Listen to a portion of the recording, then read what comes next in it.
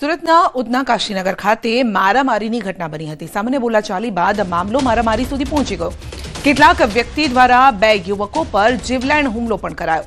મારામારીની સમગ્ર ઘટના સીસીટીવીમાં કેદ થઈ છે। તલવાર જેવા તીક્ષ્ણ હથિયાર વડે હુમલો કરવામાં આવ્યો હતો। ઉધના પોલીસે સીસીટીવીના આધારે તપાસ પણ હાથ ધરી।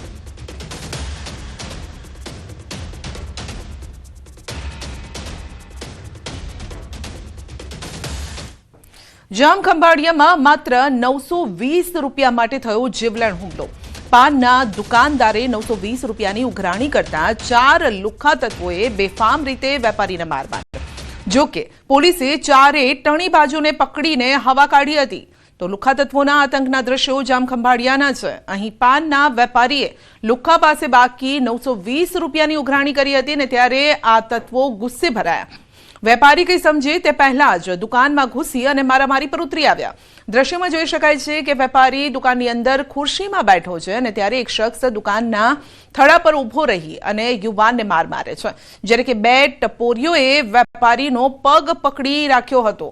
એક વ્યક્તિ મારે છે, ઢોર માર મારીને લોહીલુહાણ કરી નાખે છે। આ અંગેની ફરિયાદ કરતા પોલીસે ચારે આરોપીને પકડી સરઘસ કાઢ્યો હતો। વરઘોડો કાઢી લુખ્ખાઓની હવા કાઢી હતી।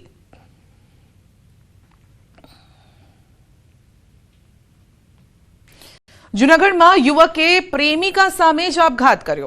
એક પ્રકરણમાં 32 વર્ષીય જાબીર કાદરી નામના યુવકે આપઘાત કર્યો હતો। શરીર પર પેટ્રોલ છાંટી અગ્નિ સ્નાન કરી આત્મહત્યા કરી હતી। રાયજીનગર કમર્શિયલ સેન્ટરમાં એક ખાનગી કંપનીમાં બનાવ બન્યો હતો અને પોલીસે ઘટનાસ્થળે પહોંચી મૃતદેહને હોસ્પિટલ ખસેડ્યો। પરિવારે મૃતદેહ સ્વીકારવાનો ઇનકાર કર્યો હતો, જોકે પોલીસે યોગ્ય તપાસની ખાતરી આપતા મામલો સમેટાઈ ગયો। 24 કલાકમાં ફરિયાદ નોંધાવવાની પોલીસે ખાતરી પણ આપી। છોકરી સાથે પ્રેમ સંબંધ હતો। આજથી 4 મહિના પહેલા પણ થયો ત્યારે ગળામાં બળફાંસો કરી લીધો। ત્યારે પછી મેં પોલીસ કીધું કે પોલીસ ખાતામાં જઈને આપણે જાહેરાત કરી દીજીએ, કેસ લખાવી દીજીએ। એની બાઈના માણસ 4 મહિના પહેલા એના માણસને પણ મારવાની ધમકી આપી હતી મારા છોકરાને કે દુકાને આવી તને મારશું કે। આજે તો પછી મોતીબાગમાં કોમ્પ્લેક્સમાં ગયા હતા। એ છોકરી પણ હતી ને મારો છોકરો પણ ગયો હતો। જનતાના કામ કરવાના બદલે વિસાવદર નગરપાલિકાના ચીફ ઓફિસર અને ભાજપ ઉપપ્રમુખ વચ્ચે ઝપાઝપી થઈ। જૂનાગઢ જિલ્લાની વિસાવદર નગરપાલિકામાં વહીવટી તંત્ર અને ચૂંટાયેલા પ્રતિનિધિઓ વચ્ચેના ગજગ્રાહે હિંસક સ્વરૂપ ધારણ કર્યું। ભાજપ શાસિત આ નગરપાલિકામાં ચીફ ઓફિસર પીજે વઘાસિયા અને નગરપાલિકાના ઉપપ્રમુખ રમેશ માગરોડિયા વચ્ચે ઉગ્ર બોલાચાલી બાદ ઝપાઝપી થતા ચકચાર મચી ગઈ અને છેલ્લા કેટલાક સમયથી શહેરના વિકાસના કામોના આયોજન અને અમલીકરણ બાબતે અધિકારી અને પદાધિકારીઓ વચ્ચે મતભેદ ચાલી રહ્યા હતા। આ મામલે રજૂઆત કરવા ગયેલા ઉપપ્રમુખ અને અન્ય સભ્યો સાથે ચીફ ઓફિસરની ચેમ્બરમાં ચર્ચા ચાલી રહી હતી, જે દરમિયાન મામલો બીચક્યો અને શહેરના પ્રાથમિક પ્રશ્નોના નિકાલમાં વિલંબ થતો હોવાના આક્ષેપ સાથે સભ્યો રોષે ભરાયા। આ આખી ઘટનામાં બંને પક્ષોએ એકબીજા પર ગંભીર આક્ષેપ કર્યા। ચીફ ઓફિસર પીજે વઘાસિયાએ આવેશમાં આવીને છરી બતાવી ડરાવવાનો પ્રયાસ કર્યો। આ બઘાટી બાદ બંને પક્ષો વિસાવદર પોલીસ સ્ટેશન પહોંચ્યા। ચીફ ઓફિસર અને ઉપપ્રમુખે એકબીજા વિરુદ્ધ લેખિતમાં ફરિયાદ કરવા માટે અરજી આપી।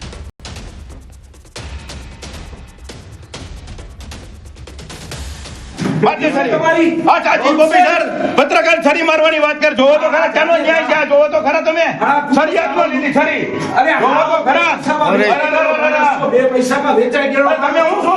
હવે હું છો એક પણ પૈસો કરી નથી એમના ભાઈ વાત તમે છરી લાવો ને સાહેબ લેખિત આપો મારી ચેમ્બરમાં આવતા નહીં, લેખિત આપો। ગાળો બોલો છો તમે આવી બોલાય બધું બોલાય। છરી કાઢો બોલો, કાઢો છરી કાઢો, નહીં કાઈ કાઢવી નથી, છરી કાઢો છરી કાઢો। રાજકોટમાં ટ્રાફિક પોલીસની દાદાગીરી। પાર્કિંગમાં પડેલ 2 વ્હીલરને કરવામાં આવ્યું ટોઈંગ અને રજૂઆત કરવા માટે ગયા તો કાર ચડાવી હોવાનો આક્ષેપ। ટ્રાફિક પોલીસની દાદાગીરીની એડવોકેટે પોલીસ કમિશનરને રજૂઆત કરી અને છેલ્લા ઘણા દિવસોથી ટ્રાફિક પોલીસની કામગીરી વિવાદમાં આવી રહી છે।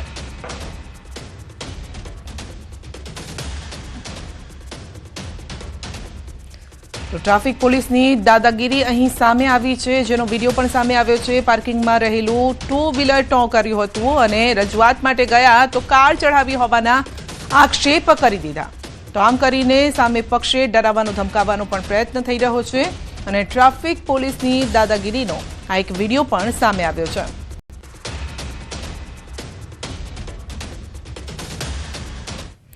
બનાસકાંઠા બાદ પાટણમાં પણ ઠાકોર સમાજના બંધારણના લીરે લીરા ઉડ્યા છે. પાટણમાં ઠાકોર સમાજના બંધારણનો ભંગ થયો છે. બંધારણ તોડતો વિડીયો વાયરલ થયો છે. સાંતલપુરના કોરડા ગામે બંધારણનો ભોગ ઠાકોર સમાજના આગેવાને જ સમાજનું બંધારણ તોડ્યું છે. કોરડા ગામના યુવા મહિલા સરપંચના લગ્ન હતા. લગ્ન પ્રસંગે રાસ ગરબાનું આયોજન કર્યું હતું અને 4 જાન્યુઆરીએ સમાજના આગેવાનોએ બંધારણ બનાવ્યું અને મહિનામાં બંધારણ તોડ્યું હતું. કોરડા ગામે ઠાકોર સમાજના આગેવાન મગનજી ઠાકોર જ બંધારણ તોડતા જોવા મળ્યા. લગ્ન પ્રસંગે રાસ ગરબાનું આયોજન કરી ભપકાદાર લગ્ન પ્રસંગ કર્યો. લગ્ન પ્રસંગે ડીજે અને રાસ ગરબા પર પ્રતિબંધ હોવા છતાં આયોજન કર્યું. તો વધુ અપડેટ મેળવીશું સંવાદદાતા અશરફ પાસેથી. જી અશરફ, એક તરફ બંધારણ બનાવવામાં આવે છે અને બીજી તરફ તેનો ઉલાડિયો થઈ રહ્યો છે.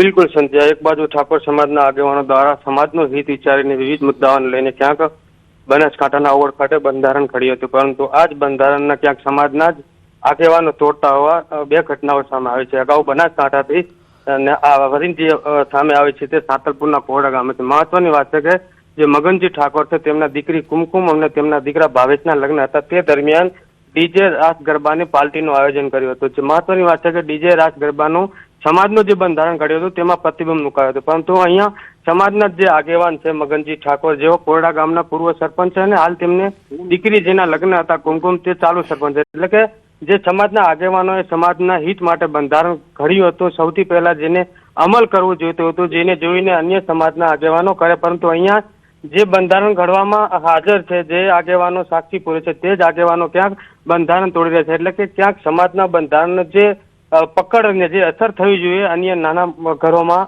તે પકડ ક્યાંક છૂટી રહી છે, કારણ કે સમાજના આગેવાનો જ અહીંયા તો બંધારણ તોડી રહ્યા છે. સંધ્યા જી અશરફ, કારણ કે એ સમયે પણ જ્યારે આ પ્રકારની મિટિંગોનું આયોજન થતું હતું ત્યારે સ્ટેજ પરથી જ આગેવાનો પોતે કહેતા હતા કે જે નિયમો છે તેનું પાલન જે સ્ટેજ ઉપર બેઠા છે એ લોકોને પહેલા કરાવજો, પછી સામે બેઠા છે એ લોકોને કરવાનું છે.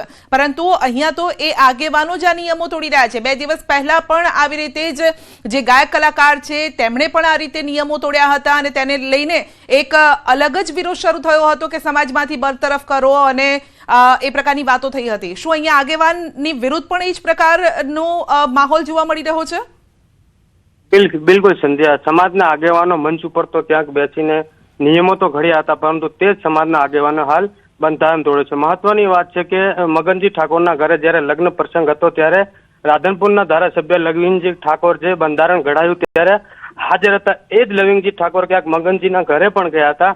લવિંગજીને પણ ક્યાંક ખબર હતી કે મગનજી ઠાકોરના ઘરે ક્યાંક રાસ ગરબાનું આયોજન છે, પરંતુ તેમ છતાં સામાજિક અગ્રણી તરીકે કોઈ પણ કહ્યા વગર લવિંગજી પણ ત્યાંથી નીકળી ગયા. એટલે કે લવિંગજીને ખબર હતી તેમ છતાં આ આયોજન થવા દીધું. એટલે કે મગનજી ઠાકોર પણ સામાજિક આગેવાન છે, અહીંયા લવિંગજી ઠાકોર આ વિસ્તારના ધારાસભ્ય અને ઠાકોર સમાજના પણ આગેવાન છે, પરંતુ તેમને ખબર હોવા છતાં જે બંધારણ ઘડ્યું હતું તે જ આગેવાનો તોડી રહ્યા છે. મહત્વની વાત છે કે હાલ જે મગનજી ઠાકોરે સમાજનું બંધારણ તોડ્યો તેને કારણે હાલ તો રાધનપુર અને સાંતલપુર ઠાકોર સમાજનો જે સોશિયલ મીડિયા ગ્રુપ છે ત્યાં મગનજી ઠાકોર વિરુદ્ધ પોસ્ટરો પણ ક્યાંક વાયરલ થયા રહે છે અને આવનારા સમયમાં ક્યાંક આ વિસ્તારમાં ઠાકોર સમાજના આગેવાનો મીટિંગ કરીને મગનજી ઠાકોર સામે સામાજિક કોઈ કાર્યવાહી કરી શકે છે. સંધ્યા જી અશરફ, પછી હવે આગળના સમયમાં એવું ન થાય કે જે નિયમો કરવામાં આવ્યા છે એમાં પછી પાછળ કૌંસમાં લખવામાં આવે કે જેને જેટલી વગ હોય, જેટલી શક્તિ હોય, ખિસ્સામાં રૂપિયા હોય એટલો ખર્ચો કરી શકે છે, બાકીનાને પોતાની શક્તિ પ્રમાણે ખર્ચો કરવાનો રહેશે. આ તો એ જ થઈ ને વાત અશરફ?